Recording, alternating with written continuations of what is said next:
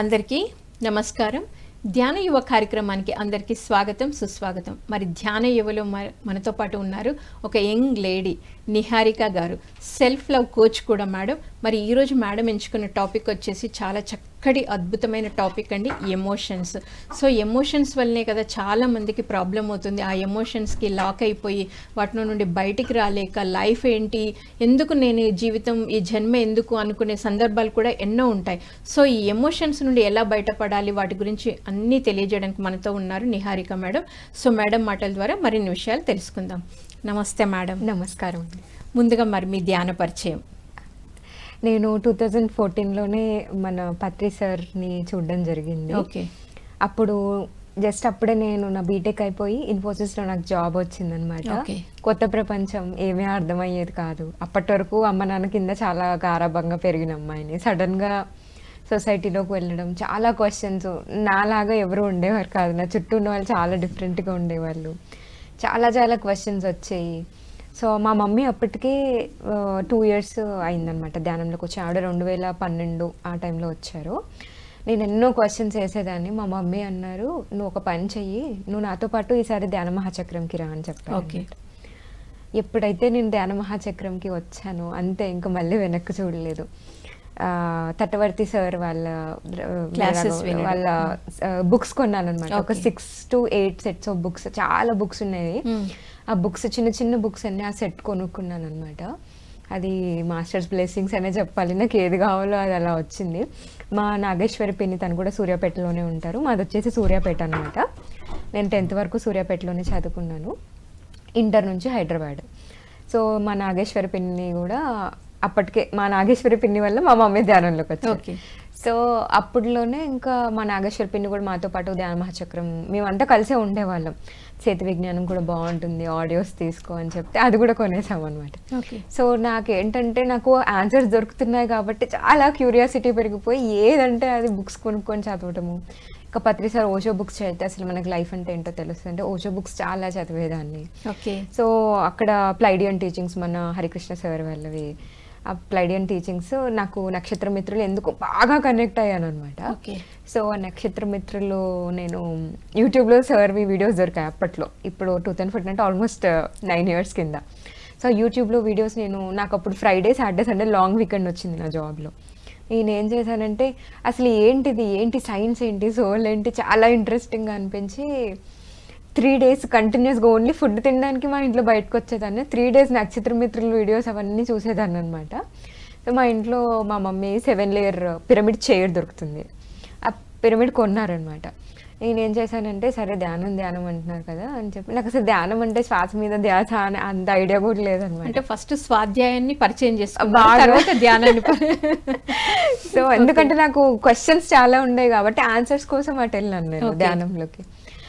అలా కూర్చున్నానో లేదో నాకు కుండలిని రేజ్ అయిపోయింది. ఓకే. అలా కుండలిని రేజ్ అయిపోయింది. ఇక్కడి వరకు ఆ స్పర్శ రాగానే నేను కళ్ళు తెరిచాను, నాకు అర్థం అవ్వలేదు, బాడీ అంతా షేక్ అయిపోతుంది. పిరమిడ్లో మా మమ్మీ పక్కన వంట చేస్తున్నారు, ఇటు పక్క చైర్ ఉందన్నమాట. మమ్మీ ఏమైంది అని తను చూస్తున్నారు. నేను లేచిన తర్వాత కూడా చాలాసేపు ఆ డే అంతా నాకు ఆ వైబ్రేషన్స్ ఉండిపోయాయి అనమాట. మా మదర్ దగ్గరికి వెళ్ళి, ఇలా జరిగింది ఏంటో నాకు అర్థం అవ్వట్లేదు అంటే, నువ్వు కొత్తగా వచ్చావు కదా, సో నీకేం తెలియట్లేదు, పర్వాలేదు, ఇట్స్ గుడ్, మంచిదే ఇది కుండలిని రేజ్. అసలు అది కుండలిని అని కూడా నాకు తెలియదు, తర్వాత తెలిసింది అది కుండలిని అని. ఆ తర్వాత మళ్ళీ అలాంటి ఎక్స్పీరియన్స్ నాకేం రాలేదు. ఇంకా నా జాబ్లో నేను చాలా బుక్స్ చదువుతూ ప్రతి ధ్యాన మహాచక్రానికి వచ్చేదాన్ని. మినిమం 10 days అక్కడ ఉండి 12 DNA క్లాసెస్ వినడము, అన్ని పత్రి సార్ ఏం చెప్తారు, చాలా అసలు ఎలా అంటే సార్ ఏం చెప్తారు ఈరోజు అని అంత క్యూరియస్గా వినేదాన్ని అనమాట. 2020లో ఇంకా నాకు మ్యారేజ్ అయింది. ఓకే. సో ఎంత నాలెడ్జ్ తెలిసినా ప్రాక్టికల్కి వచ్చేసరికి అది చాలా డిఫరెంట్ కదా. మ్యారేజ్ అయింది, అంతా చాలా బ్యూటిఫుల్ ఫ్యామిలీ, అందరు చాలా మంచి వాళ్ళు. కానీ నాకు కావాల్సింది ఏదో నాకు అక్కడ దొరకట్లేదు అనమాట. నేను ఫుల్ ఇంకా మా హస్బెండ్ ఎమోషనల్గా నాకు కావాల్సినంత మా హస్బెండ్ నాకు ఇచ్చేవాళ్ళు కాదు. తను చాలా జెంటిల్మెన్. అసలు అలాంటి పర్సన్ రావాలంటే అదృష్టం ఉండాలన్నమాట. బట్ నాకేమో ఎలాంటి హ్యాపీనెస్ దొరకట్లేదు. చాలా అసలు నేను ఏం చేయాలో అర్థం అవ్వట్లేదు. మనిషి చూస్తే మంచోడు, నా అత్త మామూలు అయితే అసలు కూతురు లాగానే పెట్టడానికే. చూసుకుంటారు, ఒక మాట అనరు, అసలు ఎవరు ఏమీ అనరు. బట్ నేను అస్సలు హ్యాపీగా ఉండలేకపోయేదాన్ని, ఎమోషనల్ గా కంప్లీట్ గా డౌన్ అయిపోయాను, డిప్రెషన్, సూసైడల్ థాట్స్. కానీ ఆ సూసైడల్ థాట్స్ లో నేను ఆ సూసైడల్ థాట్స్ కి ఎందుకు ఆ వాటి కంట్రోల్లోకి నేను ఎందుకు వెళ్ళలేదంటే ఈ ధ్యానం వల్ల. నేను ఇన్ని ఇయర్స్ నుంచి చేస్తున్న ధ్యానం నన్ను వెనక్కి లాగేసింది, చూపించింది, నా డార్క్నెస్ అంతా నాకు చూపించింది. బట్ లోపల ఒక వాయిస్ నాకు చెప్తూ ఉంది, ఇది నువ్వు కాదు, నువ్వు చాలా సంతోషంగా ఉండగలిగే ఒక సోల్వి, ఇది నువ్వు కాదు అని నాకు అది చాలా వెనక్కి లాగుతుంది అనమాట. నేను అసలు సూసైడ్ వరకు వెళ్ళిపోయాను, కానీ నన్ను ఒక శక్తి వెనక్కి లాగుతుంది అనమాట. సో దీని మధ్యలో ఇంకొక ఎక్స్పీరియన్స్ కూడా నేను మీకు చెప్పాలి. పెళ్ళికి ముందు నేను 3 months సిడ్నీలో వర్క్ చేశాను అనమాట, బిజినెస్ వీసా పైన వెళ్ళాను. అక్కడ బుద్ధుండి ఒక టెంపుల్ ఉండింది. నేను మా ఫ్రెండ్ కావాలనే టెంపుల్కి వెళ్ళామన్నమాట. నేనే మా ఫ్రెండ్కి రిక్వెస్ట్ చేశాను, నాకు బుద్ధుని టెంపుల్కి వెళ్ళాలని ఉంది అని. చాలా దూరం అయినా కూడా కనుక్కొని వెళ్ళి ఆ బుద్ధుని టెంపుల్లో నేను ఇలా కూర్చొని మెడిటేషన్ చేస్తున్నాను. మెడిటేషన్ చేస్తుంటే ఒకరు వచ్చారు, నాకు ఇది మెడిటేషనల్ ఎక్స్పీరియన్స్. ఒకరు వచ్చారు, నార్మల్గానే ఉన్నారు, ప్యాంట్ షర్ట్ వేసుకొని వచ్చారు. వచ్చి హెచ్చరించారు, నువ్వు ఫస్ట్ నీ ఈగోని వదిలేసుకొని నా దగ్గరికి రా అని చెప్పారు. ఓకే, నాకు అర్థం కాలేదు, నాకేం ఈగో ఉంది, నేను ఎంత ధ్యానం చేస్తున్నాను, నాకు ఇన్ని విషయాలు తెలుసు, అదే ఈగో అని నేను అప్పుడు తెలియదు నాకు. పెళ్ళైన తర్వాత ఒక్కొక్కటి బయటపడుతూ వస్తుంది. సో ఇంకా నేనేం చేశానంటే నా సోల్కి, యూనివర్స్కి గట్టిగా ఇట్లా, ఎంత గట్టిగా అంటే ఇది నా వల్ల కాదు, ఇంత ఈ ఎమోషనల్ ఇదంతా నేను తట్టుకోలేకపోతున్నాను, అంతరంలో ఈ సంఘర్షణ, బయట మంచి వాళ్ళు ఉన్నారు, నేనేమో సంతోషంగా లేను, అసలు నాకు ఏం కావాలో నాకు అర్థం అవ్వట్లేదు, నాకు ఈ లైఫ్ వద్దు, నాకు అసలు ఏమీ వద్దు, ఈ లైఫ్ అంతా మీకే ఇస్తున్నాను, మీరు ఏం చేసుకుంటారో నాకు తెలియదు. కంప్లీట్గా యూనివర్స్కి నేను ఇట్లా ఓపెన్ చేసి సరెండర్ చేశాను అనమాట. నేను మీరు ఏమైనా చేసుకోండి, నాకు ఈ జీవితం వద్దు, ఏం చేసుకుంటారో చేసుకోండి, నాకు ఆన్సర్ ఇవ్వండి.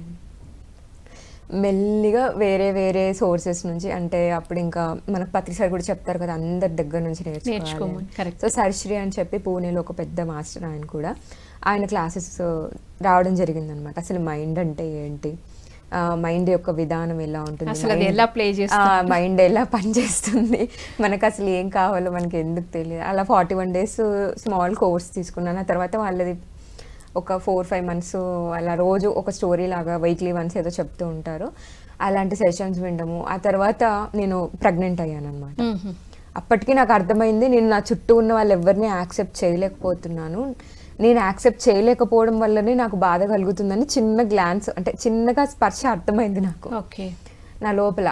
బట్ ఈగో ఒప్పుకోవట్లేదు, అట్లెట్లా అవుతుంది, నీదే కరెక్ట్, చుట్టూన్న వాళ్ళు ఎలా వాళ్ళది ఎట్లా ఒప్పుకుంటావు, నువ్వు కరెక్టే, నీదే కరెక్ట్, నీ బాధ కరెక్ట్, నువ్వు బాధపడుతున్నావంటే నీ చుట్టూ ఉన్న వాళ్ళు నీ దగ్గరకు వచ్చి ప్రేమించాలి కదా అని ఏదేవో ఇంకా అసలు అసలు ఎలా అంటే నన్ను యాక్సెప్ట్ చేయనివ్వట్లేదు అనమాట నా ఈగో. నువ్వే కరెక్ట్, నీదే రైట్ అని చెప్తూ ఉంది ఎంతసేపటికి.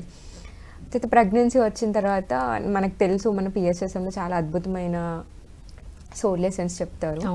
నేను సోల్ కోచ్ ట్రైనింగ్ ప్రోగ్రామ్కి కూడా వెళ్ళాను, మన Newton sir and Lakshmi sir దగ్గర. అది 10th batch అనమాట. స్టార్టింగ్లో అసలు ఇంకా ధ్యానంలోకి రావడమే అన్నీ కవర్ చేశాను అనమాట నేను. ఎప్పుడైతే నేను ఇంకా సోల్ కోచ్ ట్రైనింగ్ ప్రోగ్రాంలో కానీ, లేకపోతే మనకి లైట్ వర్కర్స్లో యూట్యూబ్ సెషన్స్లో కానీ చాలా వింటూ ఉండేదాన్ని. ఒక చిన్న బేబీ అంటే అంత ఈజీ కాదు, అది సోలు, మనకు నచ్చిన నమ్మక వ్యవస్థలన్నీ వాళ్ళ మీద పెట్టొద్దు అని. సో నేను అప్పటికే చాలా డిప్రెషన్లో, ఇలా ఒక బాధలో ఉన్న పర్సన్ కాబట్టి నేను ఎక్కడ నా బేబీకి అవన్నీ ఇస్తాను అని చెప్పి, అప్పుడు నాకు యూనివర్స్ రిధి దేవరా అని చెప్పి, ఆవిడ పేరెంటింగ్ కోచింగ్ అనమాట. ఆవిడ దగ్గర నేను ఇన్స్టాగ్రామ్లో అలా స్క్రోల్ చేస్తూ ఉంటే ఆవిడది కనపడింది. అరే నాకేదో ఇది కావాల్సింది వచ్చింది అన్నట్టుగా ఆవిడ సెషన్స్ అటెండ్ అయ్యేదాన్ని. మెల్లిగా లైఫ్ కోచింగ్ చేశాను, పేరెంటింగ్ కోచింగ్ చేశాను, అలా నా జర్నీ స్టార్ట్ అయింది. ఈ లైఫ్ కోచింగ్ చేస్తున్న క్రమంలోనే నేను కంప్లీట్గా నన్ను నేను అర్థం చేసుకున్నాను. ధ్యానం చేస్తూ, ధ్యానం లేకపోతే ఇది మళ్ళీ సాధ్యమయ్యేది కాదు. ఏది చేయాలన్నా కూడా ధ్యానం కంపల్సరీ, ఎందుకంటే ధ్యానం చేస్తున్నప్పుడే మనకు అవగాహన వస్తుంది. సో ఎంత విన్నా కూడా నాలెడ్జ్ కంటే ఇంప్లిమెంట్ చేయాలంటే మనకు ఆ శక్తి మన లోపల కావాలి, దానికి ధ్యానమే. సో ధ్యానం చేస్తూ అలా ప్రెగ్నెన్సీ టైంలో ఏమైందంటే 3rd monthలో నాకు అబార్షన్ అయ్యే లాంటి సిచ్యువేషన్ వచ్చింది అనమాట. నేనేం చేయలేదు, సడన్గా నేను ఫుల్ బాధపడిపోతున్నాను. డాక్టర్ దగ్గరికి వెళ్ళాము, వాళ్ళు అన్నారు ఏం కాలేదమ్మా, జస్ట్ రెస్ట్ తీసుకోవాలి అని చెప్పారనమాట. బట్ నాకు ఏదో లోపల అన్కంఫర్టబుల్నెస్ వస్తుంది. ఇంటికి వెళ్ళాను, పడుకున్నాను. అమ్మ వాళ్ళ ఇంటికి వెళ్ళాను అనమాట అప్పుడు నేను. సో పడుకున్న తర్వాత నాకు ఎందుకో వంశీ సార్వి వీడియోస్ వినాలి అనిపించింది. ఓకే. వంశీ సార్ది వెంకటేశ్వర స్వామి గైడెడ్ మెడిటేషన్ పెట్టుకున్నాను నేను. అలా పెట్టుకున్నాను లేదో, నేను అప్పుడు అసలు కూర్చొని ధ్యానం చేసే స్థితిలో కూడా నేను పడుకునే ఉన్నాను. ఎందుకంటే ఇట్స్ థర్డ్ మంత్ ఆ స్టేజ్లో ఉన్నాను. నాకు హోస్ట్లో లేని నేను, నాకు అన్కాన్షియస్గా ఉన్నాను. బట్ నాకు ఎక్స్పీరియన్స్ తెలుస్తుంది, వెంకటేశ్వర స్వామి వచ్చారు నాకు లోపల ఇలా చుట్టూ నా కడుపులో హీలింగ్ చేసేసి వెళ్ళిపోయారు. వండర్ఫుల్. సో ఆ టైంలో ఇంకా అంతే, వెంటనే లేచి కూర్చున్నాను, బయటకు వచ్చి మా అమ్మతో బడబడ మాట్లాడేస్తాను అనమాట. ఇలా చెప్పాను, నాకు ఇలా ఎక్స్పీరియన్స్ జరిగింది ఇది అని చెప్పి. సో జస్ట్ ఆ కొన్ని రోజుల ముందే నేను నిద్రలో ఉన్నప్పుడు ఒక లైట్ నా స్టమక్లోకి ఎంటర్ అయినట్టు నాకు అనిపించింది. కొన్ని డేస్కే టెస్ట్ చేసుకుంటే, నేను జస్ట్ 1-2 డేస్కే టెస్ట్ చేసుకున్నప్పుడు ప్రెగ్నెన్సీ అని అర్థమైంది అనమాట. ఇంకా ఇది జరిగింది ప్రెగ్నెన్సీ టైంలోనే. ఇంకా చాలా అనుభవాలు రావడము. ఒక రోజైతే కంప్లీట్గా నాకు ధ్యానంలో దీపం ముట్టించమని వచ్చిందనమాట. వెంకటేశ్వర స్వామి దగ్గరే నాకు చాలా బ్లెస్సింగ్స్ వచ్చేసి, మొత్తం నా ఫస్ట్ జర్నీ అంతా వెంకటేశ్వర స్వామితోనే జరిగింది. 5 నాకు కనపడుతుంది విజను, 5 దీపాలు ఉన్న ఒక దీపం తెచ్చుకోవాలి అని. అసలు అది ఉంటుందని కూడా నాకు తెలియదు. అమెజాన్లోకి వెళ్ళి 5 ఆ ల్యాంప్ అనేదో వెతికి చూస్తే ఒకటి కనపడింది అనమాట. అది తమిళ్ సైడో ఎక్కడో ఉంటుంది అని సంథింగ్ ఏదో చూశాను నేను. అది నేను ఆర్డర్ చేశాను, ఆర్డర్ రావడానికి 2 డేస్ పడుతుంది. నైట్ మెడిటేషన్లో కూర్చున్నప్పుడల్లా అది ముట్టించు అని. సో ఆర్డర్ వచ్చింది, నేను మళ్ళీ అవన్నీ ఫిట్ చేసి ముట్టించాను. అప్పటికి నాకు బేబీ పుట్టేశాడు అనమాట. ఆ దీపం ముట్టించిన తర్వాత ఒక నల్లటి రూపం ఏదో వెళ్ళిపోతున్నట్టు నాకు నా విజన్లో కనిపించింది. సో ఆ తర్వాత కూడా ఇంకా చాలామంది నాకు హనుమంతుడు కనెక్ట్ అయ్యేవారు, రాముడు కనెక్ట్ అయ్యేవారు, వినాయకుడు కనెక్ట్ అయ్యేవారు, దుర్గాదేవి, చాలామంది మాస్టర్స్ నేను వాళ్ళ ఎనర్జీకి కనెక్ట్ అయ్యేదాన్ని. ఒక టెంపుల్కి వెళ్ళానంటే ఇట్లా వచ్చేసేవన్నమాట నాకు టీయర్స్. మా హస్బెండ్ పక్కన చూసేవారు, ఆయన ఆల్రెడీ యోగా టీచరే. అండ్ నా అదృష్టానికి ఆయన నన్ను బాగా ఎంకరేజ్ చేస్తారు, ధ్యానమైన ఏదైనా కూడా. చాలా మంది స్టోరీస్, ధ్యాన కుటుంబం అన్నమాట. ధ్యాన కుటుంబం. అయితే ఈ ఎమోషన్స్ అన్నిటి నుండి మీరు మరి సెల్ఫ్ లవ్ కోచ్ కూడా అన్నారు. సో మరి ఈ ఎమోషన్స్ నుండి మీరు బయటపడడానికి ఆ సెల్ఫ్ లవ్ కోచ్ అది మీకు ఎలా ఉపయోగపడింది? దాని నుంచి మీరు ఎలా బయటపడి ఈ ఎమోషన్స్ మళ్ళీ ఇవన్నీ ఎలా బ్యాలెన్స్ చేసుకుంటూ వచ్చారు? సో అసలు ఫస్ట్ సెల్ఫ్ లవ్ అంటే ఏంటి అనేది నేను అర్థం చేసుకున్నాను. ఓకే. సెల్ఫ్ లవ్ అంటే మన కోసం మనం బాధ్యత తీసుకోవడం, మన కోసం మనం 100% బాధ్యత తీసుకోవడం. ఇప్పుడు చూడండి, మీరు సపోజ్ నన్ను ఏదో తిట్టారనుకోండి, నేను ఏం చేస్తాను వెంటనే, ఆవిడ అలా అనింది, ఆవిడ ఇలా అనింది, ఆవిడ అలా మాట్లాడకూడదు, ఆవిడ అలా ఇలా మాట్లాడుద్ది అని నేను 24 గంటలు కాదు, ఇంకో 10 సంవత్సరాలైనా తప్పేం లేదు ఎందుకనాలి. ఎంత నేను ఏం చేస్తున్నానంటే అక్కడ నన్ను నేను బాధ పెట్టుకుంటున్నాను. మీరు అలా అనడం రాంగా రైటా అని వాళ్ళు ఒక్క సెకండ్ అంటారు, కానీ మనం నెల రోజులు ఆలోచిస్తాం, మనం 10 సంవత్సరాలు గుర్తుపెట్టుకుంటాం. కరెక్ట్. సో ఆ బాధ్యత తీసుకున్నప్పుడు నేనేం చేశానంటే, ఎదుటివారు ఎలా ఉన్నా కూడా నా లోపల నేను శాంతిగా ఉండాలంటే ఏం చేయాలి అనేది అర్థం చేసుకొని ప్రాక్టీస్ స్వీయ ప్రేమ చేసుకున్నాను అనమాట. సో ఎప్పుడైనా ఎవరైనా నాకు నచ్చిన విషయం చేసినా కూడా, ఇంతకుముందు ఏం చేసేదాన్ని అంటే గైమని అరిచేదాన్ని. ఇప్పుడు నా అంతరంలో నాకు శాంతి ముఖ్యం. సో నేను అరుస్తున్నానంటే, నా లోపల కోపం వస్తుందంటే నా బాడీ సెల్స్, నా లోపలంతా నేను నెగటివ్ ఎనర్జీ నింపుకుంటున్నాను అనే విషయం నాకు అర్థమైంది మెల్లిగా. సో ఎప్పుడైతే నేను అలా నా స్వీయ ప్రేమ నేను చేసుకుంటూ, లేదు నేను శాంతిగా ఉండాలి, నేను ప్రేమగా ఉండాలి అని అర్థం చేసుకుంటూ, నా ట్రిగ్గర్స్ను, నా ఎమోషన్స్ నేను అవగాహనలోకి తెచ్చుకున్నాను అనమాట. సో ధ్యానం చేస్తున్నప్పుడు నాకు కనపడుతుంది నా ట్రిగ్గర్స్. నాకు 24 గంటలు నా ధ్యానం అన్నట్టే, నాకు ఎక్కడ ట్రిగ్గర్ వస్తుంది, నాకు ఎక్కడ ఎమోషన్ వస్తుంది. సో ఇదంతా మాస్టర్స్ బ్లెస్సింగ్స్ వల్లనే జరిగింది నా అవగాహన అంతా కూడా. సో ఎప్పుడైతే నన్ను అవగాహన చేసుకొని చిన్న చిన్న చిన్న చిన్న ట్రిగ్గర్స్ నుంచి కూడా నేను నా ఎమోషన్స్లో శాంతిగా ఉండడం మొదలుపెట్టాను. ఓకే, ఎగ్జాంపుల్ చెప్పండి. ఎగ్జాంపుల్కి నాకు ఎక్కడ వస్తువులు అక్కడ పెట్టకపోతే చాలా కోపం వచ్చేది అనమాట ఇంట్లో. సో మా హస్బెండ్కి నేను ఎన్నిసార్లు రిక్వెస్ట్ చేసినా ఆయన మర్చిపోతారు. Hmm. అక్కడ ఇప్పుడు చాయ్ గ్లాస్ ఆగినంటే అది అక్కడ ఉంటుంది. నాకేంటంటే చాలా కోపం వచ్చేది. మీరు తాగిన చోట తాగినట్టు పెట్టకుండా సింక్లో వేయచ్చు కదా, నేను ఇల్లంతా తిరిగి రోజుకని ఎంతకని నేను ఎప్పుడు అలా చేయలేదు, చేయాల్సి వస్తుందేమో అని ముందే బట్ ఆయన వినేవారు కాదు. చెప్పినప్పుడు తీసుకెళ్ళి వేసేవారు, మళ్ళీ నెక్స్ట్ డే అలాగే చేసేవారు అనమాట. చాలా కోపం వచ్చేది. ఏంటంటే లెక్క లేదా, నా ఫీలింగ్స్ అంటే వాల్యూ లేదా, నీకు అసలు నేను ఎంత చెప్పినా కూడా మీకు ఎందుకు బుర్రకెక్కదు, అది ఇది అని తిట్టేది.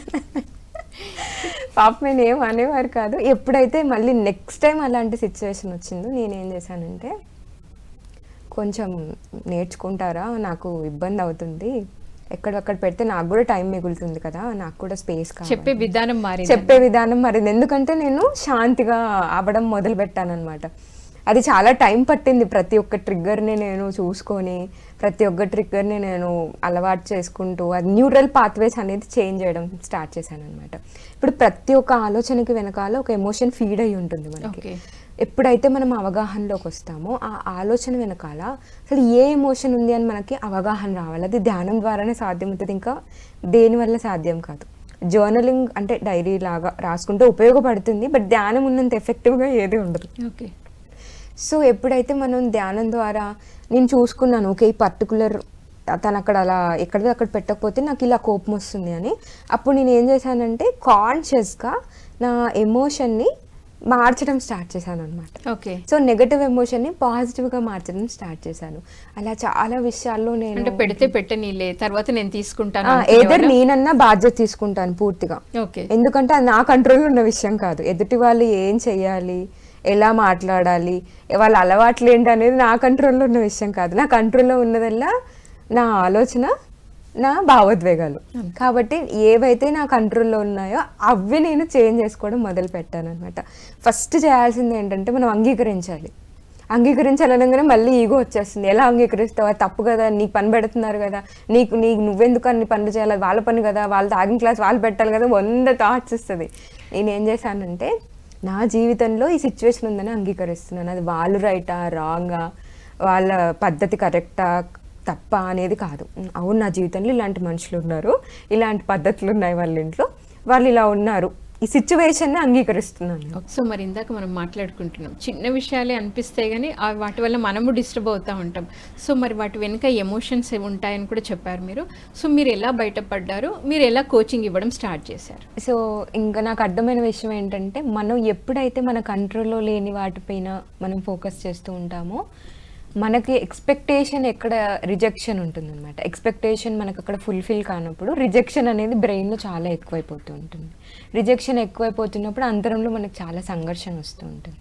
అలా కాకుండా అవును నా జీవితంలో ఈ సిచ్యువేషన్ ఉందని యాక్సెప్ట్ చేసి, నాకు నా అంతర్శాంతి నాకు ముఖ్యం కాబట్టి నాకు కావాలంటే నేను కంప్లీట్గా రెస్పాన్సిబిలిటీ తీసుకుంటాను. నా చేతుల్లో లేని విషయం అయితే నేను యూనివర్స్కి సరెండర్ చేసేదాన్ని అనమాట. ఎక్కువ నేను బాగా పాటించిన విషయం ధ్యానం, ఇంకా సరెండర్నెస్. ఓకే. అది నాకు చాలా అసలు ఎంత మనశ్శాంతిగా ఉండేదంటే, సరెండర్ చేసినప్పుడల్లా కొన్ని రోజులకే ఏదో ఒక మార్పు వచ్చేది. ఎందుకంటే నా ఎనర్జీ లెవెల్స్ ఇప్పుడు పెరుగుతున్నాయి కదా. ఇంతకుముందు ఏ ఎనర్జీలో ఉన్నాను నేను, నా పవర్, నా ఫోకస్, నా శక్తి, నా లోపల ఉన్న శక్తి అంతా వేరే ఎవరి మీదనో పెట్టాను. ఇప్పుడు నా లోపల నేను శక్తి పెట్టేసుకున్నాను కాబట్టి మేనిఫెస్టేషన్ కూడా చాలా త్వరగా జరిగింది. నేను రీసెంట్గా నాకు ఒక మొబైల్, నా మొబైల్ మా బేబీ 2వ ఫ్లోర్ నుంచి పడేసాడు. సో ఒక మొబైల్ కావాలి, నేను చేసేదంతా మొబైల్ టెక్నాలజీతోనే ఉంటుంది. 2 డేస్లో వచ్చేసింది నాకు మొబైల్. ఓకే. సో మనం ఎంత హై ఎనర్జీలో, ఎంత ప్లెజెంట్గా, ప్రశాంతంగా, మన ఓన్ సోల్ నేచర్ అది. ఎప్పుడైతే మనం సోల్తో కనెక్ట్ అయి ఉంటామో అప్పుడు మనకి ఏం కావాలంటే అది ఇలా క్షణాల్లో వచ్చేస్తూ ఉంటుంది. మనం అది బాగా నమ్మాలి. అవును నా జీవితంలో ఇది సాధ్యమవుతుంది అని. నేను నమ్మాను నా జీవితంలో మిరాకిల్స్ సాధ్యమవుతాయి అని. సో ఇంకొక ఎగ్జాంపుల్ చెప్పాలి అంటే, అసలు నేను మెయిన్గా ఎమోషనల్గా డిస్టర్బ్ అవ్వడానికి రీజన్ ఏంటంటే, మా హస్బెండ్ వచ్చేసి బాగా వర్కహాలిక్. ఆయనకి వర్క్ అంటే చాలా ఇష్టం. నాతో పెళ్ళైన కొత్తలో కూడా కొంచెం కూడా టైం స్పెండ్ చేసేవాళ్ళు కాదనమాట. ఇంకా బాగా ఒంటరితనం ఫీల్ అయ్యేదాన్ని, నన్ను ఎవరూ ప్రేమించరు, నేను ప్రేమకు పనికిరాను, నేను వీళ్ళింటికి కరెక్ట్ కాదేమో, నా హస్బెండ్కి నేను అందంగా కనిపించట్లేదేమో, అందుకే నాతో టైం స్పెండ్ చేయట్లేదేమో. రీజన్ అది కాదు, బట్ నా లోపల నా సెల్ఫ్ టాక్ వచ్చేసి నన్ను నేను నెగటివ్గా చేసుకోవడం, ఇలాంటివన్నీ చాలా ఎక్కువ ఉండేవి అనమాట. అసలు ఈ నెగటివ్ సెల్ఫ్ టాక్ ఎక్కడి నుంచి వచ్చిందని చూస్తే నా ఇన్నర్ చైల్డ్కి వెళ్ళాల్సి వచ్చింది. సో ఒకదానికొకటి రూట్ చాలా ఉంటుంది. నేను అందంగా లేను అని ఎందుకు ఫీల్ అయ్యేదాన్ని అంటే, నేను ఒకప్పుడు 80 కేజీలు ఉండేదాన్ని, 75 to 80 కేజీస్ ఉండేదాన్ని. సో ఎప్పుడు నన్ను నా చుట్టూ ఉన్న వాళ్ళందరూ కూడా నువ్వు లావుగా ఉన్నావు అని, చిన్నప్పుడు సన్నగానే ఉండేదాన్ని, సడన్గా 7th 8th వచ్చేసరికి హార్మోనల్ వల్లనో దేని వల్లనో లావ్ అయిపోయాను. ఇంకా అది ఎప్పుడు ఉండాల్సింది అనుకంటే లావుగానే ఉండేదాన్ని. అందరూ అది మాట వరుస కన్నా కూడా నేను బాగా లోపలికి తీసుకునేదాన్ని.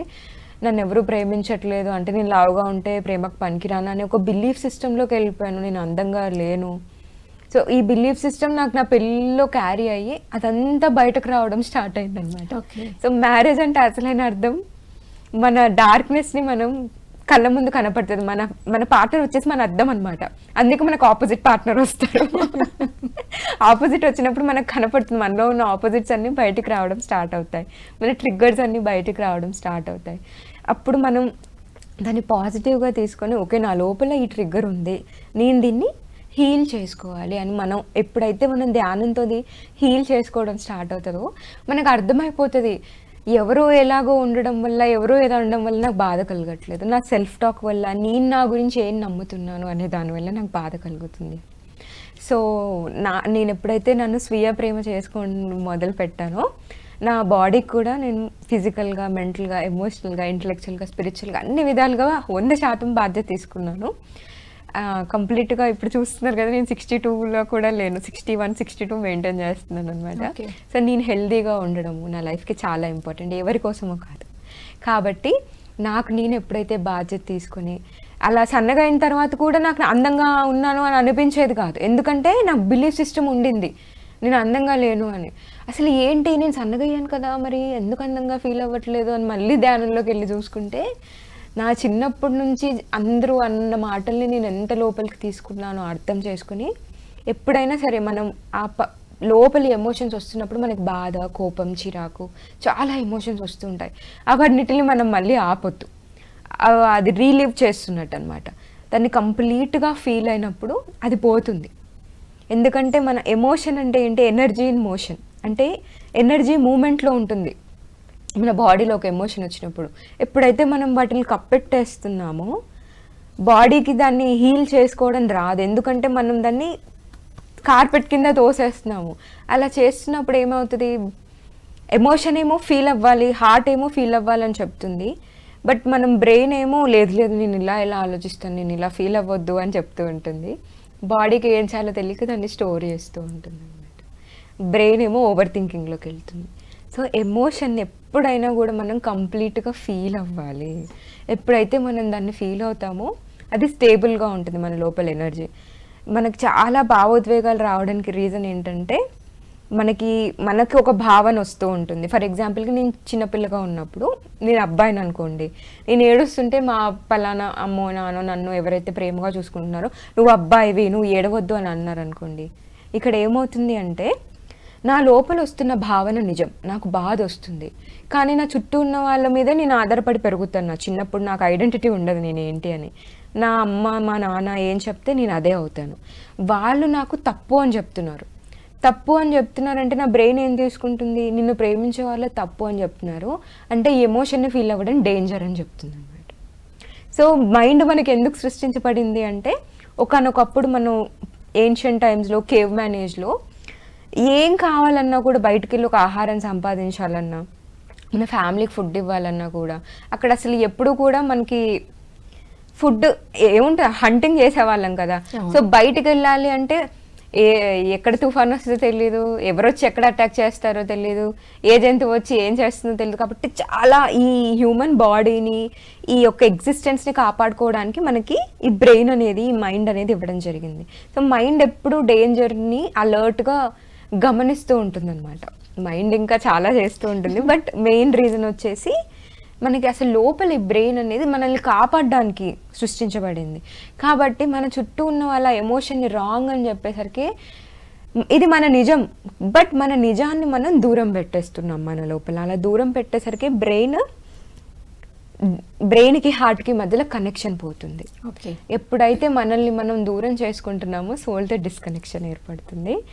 ఇంకా మన భావోద్వేగాలు ఎటెళ్ళాలో ఏం చేయాలో అర్థం కాక, ఏది నిజమో ఏది అబద్ధమో తెలియక, మన చుట్టూ ఉన్న వాళ్ళు ప్రేమిస్తేనే నేను ప్రేమకు అర్హుణ్ణి, మన చుట్టూ ఉన్న వాళ్ళు మనల్ని పొగిడితేనే నేను రైట్ అని వేరే వాళ్ళ మీద ఆధారపడి పెరుగుతాం కాబట్టి అదే కంటిన్యూ అయ్యి పెద్ద అయిన తర్వాత కూడా ఇంకా మనం చుట్టూ ఉన్న వాళ్ళు ఏవైతే మనకి ఇస్తారో దాంట్లోనే బతకడం స్టార్ట్ చేస్తాం.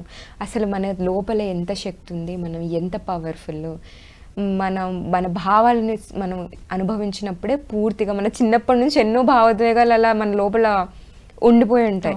అవన్నీ మనం ఎప్పుడైతే ఫీల్ అవుతామో అప్పుడు మనకి మళ్ళీ క్లీన్ అయిపోతాం. పుట్టినప్పుడు ఎలా ఉంటామో అలా ఆ స్థితిలో ఉంటాము. ఇప్పుడు మనకి మెచ్యూరిటీ పెరుగుతుంది, పెద్ద అవుతాం కాబట్టి. చిన్నప్పుడు బ్రెయిన్ డెవలప్మెంట్ ఉండదు, బట్ ఇప్పుడు బ్రెయిన్ డెవలప్మెంట్ ఉంటుంది, మన హార్ట్ కనెక్షన్ ఉంటుంది, మన సోల్ మనకి మన పర్పస్ చెప్తుంది, మనం ఏం చేయాలని అలా ముందుకెళ్తూ ఉంటాం. నా క్లయింట్స్ ఎవరు వచ్చినా కూడా అసలు వాళ్ళ లైఫ్లో మిమ్మల్ని మీరు లవ్ చేసుకోవడము, ఎమోషన్స్ నుండి బయటపడిన తర్వాత మీరు ఇంకొకరు కూడా ఈ సెల్ఫ్ లవ్ గురించి చెప్పాలనుకొని కోచింగ్ స్టార్ట్ చేశాను. సో అలా మరి మీ దగ్గరికి డిప్రెషన్ అవనండి, ఏదో ఒక ఎమోషన్తో వాళ్ళు బ్లాక్తో ఉన్నప్పుడు మీ దగ్గరికి వచ్చి దాన్ని మొత్తం క్లియర్ చేసుకున్న ఒకరి గురించి మేము సో ఒకరు వచ్చారండి. వారికి ఏంటంటే సేమ్ ఇలాగే వాళ్ళ పర్సనల్ లైఫ్లో వాళ్ళ కెరియర్లో ముందుకెళ్ళలేకపోతున్నారు.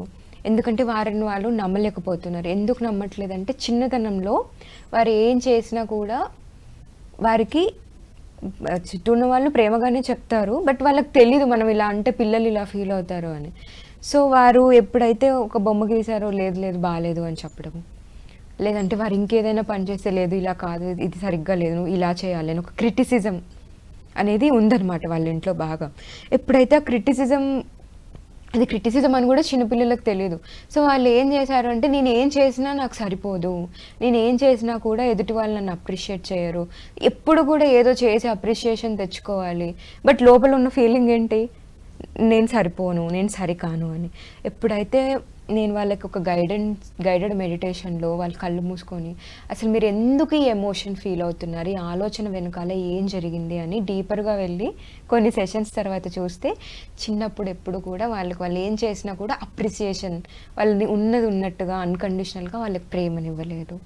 కాబట్టి ఎప్పుడైతే తనకు అది అర్థమైందో, ఇప్పుడు తను పెద్ద అయింది కాబట్టి ఒకరి ప్రేమ తనకు అవసరం లేదు, తనని తాను ప్రేమించుకుంటూ తనని తాను ఆ ఎమోషన్ని యాక్సెప్ట్ చేసి, అవును నా చిన్నప్పుడు నాకు ఇలా జరగడం వల్ల నేను ఆ ఎమోషన్ని, ఆ భావనని, ఆ బిలీఫ్ సిస్టమ్ని, ఆ నమ్మక వ్యవస్థను తీసుకున్నాను, ఇప్పుడు నేను దాన్ని మార్చుకుంటాను, నేను ఏం చేసినా కూడా బాగుంటుంది, I'm enough, I'm beautiful, I'm wonderful, నాకు చాలా క్యాపబిలిటీ ఉంది, నేను చేయగలను అనే కాన్ఫిడెన్స్తో తన కెరియర్లో మళ్ళీ ముందుకెళ్ళడం జరిగిందనమాట.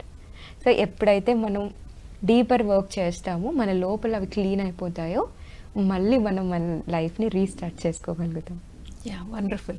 సో ఇప్పుడు ఇంకా ముఖ్యంగా చాలామంది ఎగ్జామ్స్ ఫియర్ ఉంటుంది, తెలియకుండానే నేను ఇది చదవగలను ఫస్ట్ తీసుకుంటారు, మళ్ళీ మధ్యలో ఆపేస్తూ ఉంటారు, అక్కడ లెక్చరర్స్ చెప్పింది అర్థం కాక ఏదో ఒకటి అని, ఇలా రకరకాలుగా ఉంటాయి ఈ ఎమోషన్స్ అన్ని. సో వాటన్నిటి నుండి కూడా బయటపడాలి అంటే ఎలా? సో ఫియర్ అనేది కామన్ అండి. ఇప్పుడు మన లైఫ్లో మనం డ్యుయాలిటీలో బతుకుతున్నాం.